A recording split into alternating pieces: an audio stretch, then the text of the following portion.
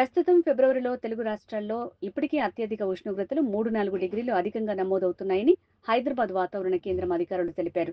గతేడాదితో పోలిస్తే ఈ ఏడాది వేసవిలో ఎండలు కొంచెం ఎక్కువనే ఉండే అవకాశం ఉందని చెప్పారు.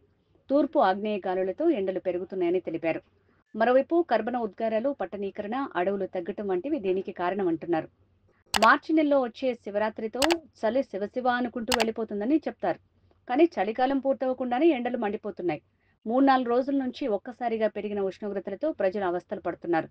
పలు జిల్లాల్లో 33-37 డిగ్రీల వరకు నమోదవుతున్న టెంపరేచర్స్ ప్రజల్ని టెన్షన్ పెడుతున్నాయి. ఇప్పుడే ఇలా ఉంటే ఇక ముందు ముందు ఎండల తీవ్రత ఎలా ఉంటుందోనని ప్రజల్లో ఆందోళన నెలకొంటోంది.